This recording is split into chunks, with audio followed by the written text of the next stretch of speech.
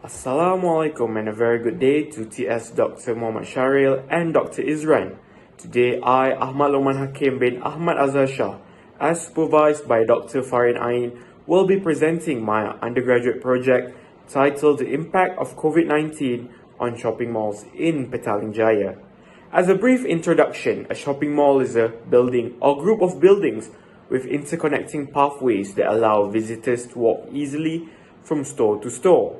It is a location containing of a collection of retail businesses that are located next to a pedestrian area or an exclusively pedestrian street where consumers may walk without being bothered by automobile traffic. To start off with the research background, in 2020, the COVID-19 pandemic struck worldwide and caused impacts towards all industries including shopping malls.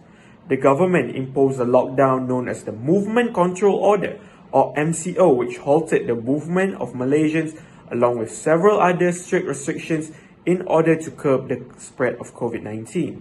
Evidently, restrictions imposed have definitely changed the retail landscape in Malaysia and overall people's desire to purchase goods and services in physical stores. This was a big blow to shopping malls as they were severely affected, as most of the tenants which weren't classified essential were not allowed to open for business and saw a huge blip in sales eventually. This caused many tenants to scale down, unable to pay wages and rent, and some even had to resort to shutting down their business entirely. Evidently, this led to several other impacts such as staff being let go and a huge drop in shopping mall occupancy, to name a few. According to Rahim & Co.'s property market report in 2021, the retail industry in Petaling Jaya was significantly affected by the wave of COVID-19 that was and still is plaguing the country, as most businesses were classified as non-essential and a temporary cease of leisure and tourism sector definitely impacted the industry as a whole. Movement restrictions and temporary periods of market activity closures saw retail malls and businesses running at minimal capacity or for some outright closures for several months. Generally, Petaling Jaya as part of the Klang Valley relies on both local and international visitors to grace its retail establishments. Periods of dead or low foot traffic became common, more so with less popular malls, even when MCO was lifted, as people remained cautious and avoided crowded places. Additionally, visitors on weekdays still saw a tremendous decline as most people are working from home rather than the office. While there have been promising crowd sizes on weekends, sales remain low as wallets were strung tight amidst job losses and pay cuts. Nevertheless, occupancy rate of retail malls in Selangor fell just 3.1% in the first half of 2020, maintaining the feasible 80% benchmark. But pandemic aside, several new malls were seen to open its doors and were confident that the demand and foot traffic will ease back in. In the pipeline, Selangor will be looking at a future injection of 5.17 million square feet of new retail mall space into the market. And while this would excite many to see new retail malls gracing the local neighborhood areas, there is concern on this wave of more spaces to overstep demand and consequently result in depressing occupancy rates. There are few problem statements in this study. As the COVID-19 pandemic continues to escalate, some countries have managed to slowly enter the recovery phase.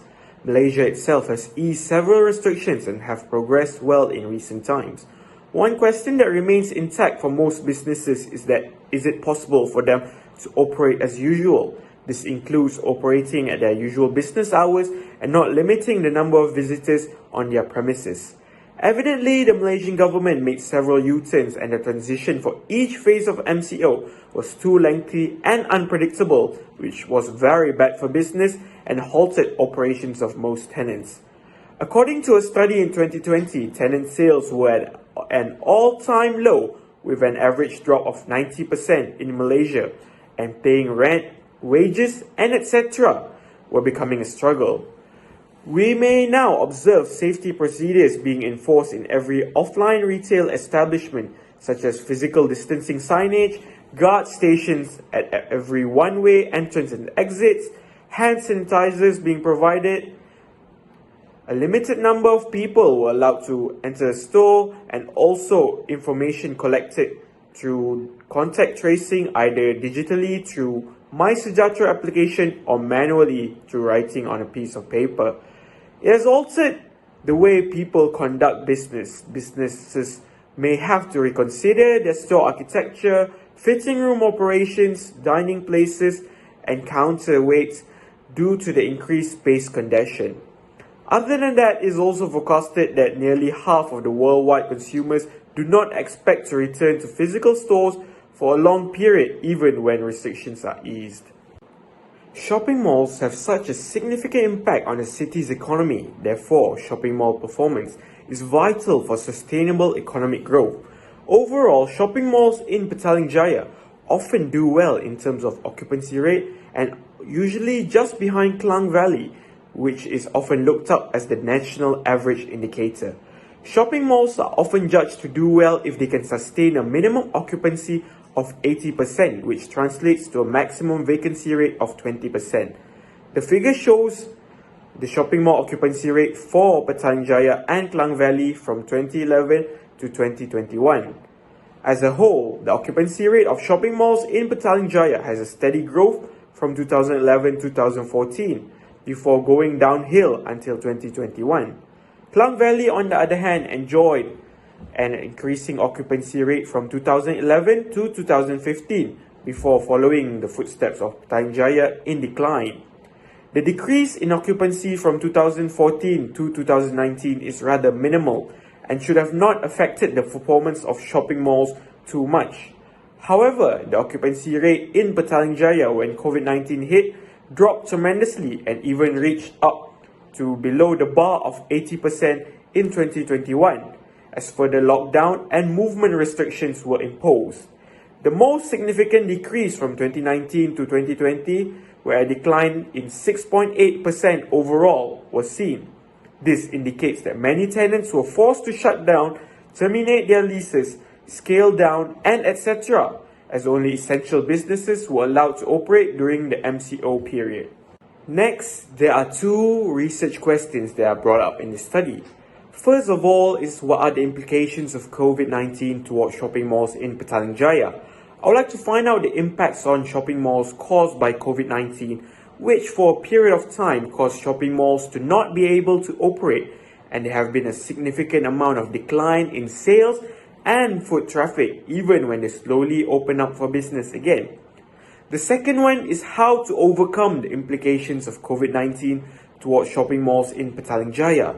This is to find out the recommendations of how the responsible bodies such as government, shopping mall management, Malaysia Shopping Malls Association can help tenants and businesses to stay afloat and recover from the impacts of COVID-19.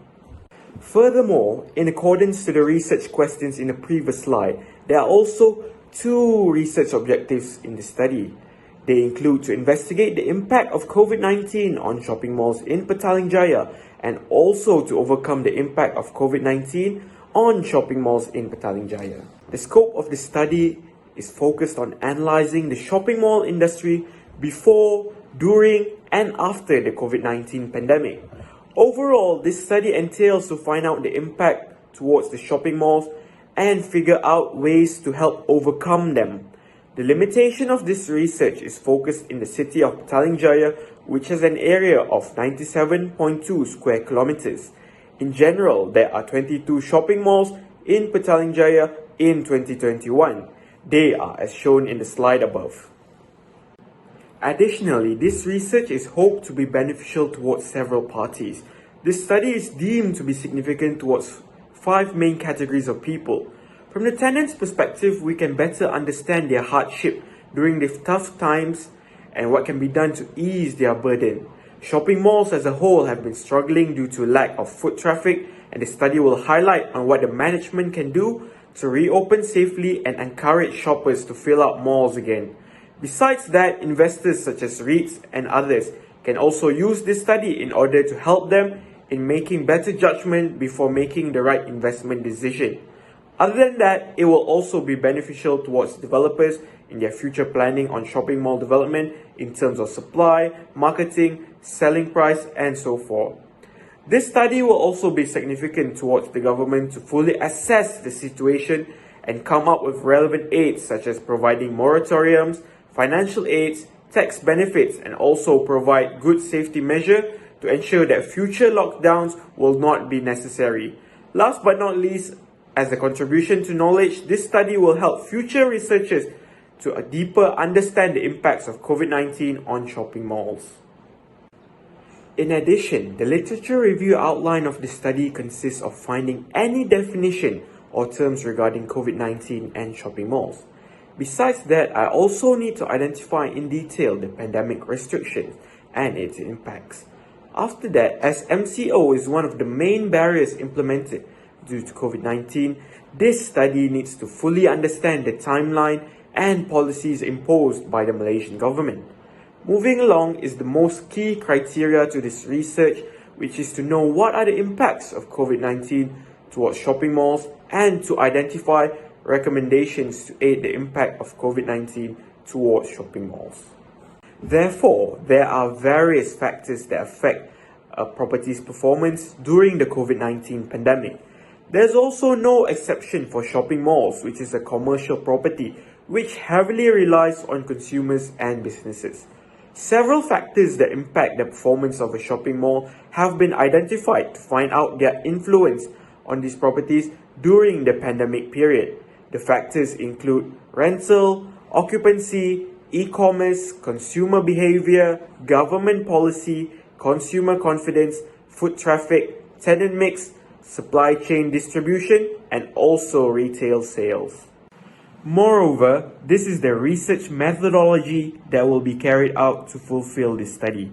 The first stage is the preliminary investigations. During this stage, the research is proposed to figure out the problem statements and objectives. Literature review has been done during this stage to achieve better understanding regarding the research title. After that is data collection, in where I will be interviewing a few tenants and shopping mall management staff to strengthen my literature review findings. Next is data analysis, in which the results obtained will be interpreted to achieve research objectives by using Microsoft Excel and also Viva. Finally, the last stage is when the researcher gives a conclusion and recommendation regarding the research title. Hence, to answer the research questions and achieve the research objectives, this study will rely solely on interview method, which is a qualitative outcome. The use of Viva will be vital, as it is an software program used for qualitative research that analyzes unstructured text, audio, which primarily includes interviews. Moving along, there are two expected outcomes from the study. The study aims to be concluded by figuring out the impact of COVID-19 towards shopping malls and how to overcome them. Last but not least, several references were used in the making of this final year project. They consist of mainly research papers, journals, articles, property market reports from NAPIC, and property firms in Malaysia such as CBREWW, Hakim & Co, and etc. And also a few websites to help solidify my findings. We have come to an end of the presentation, and I would like to thank everyone for lending their ears.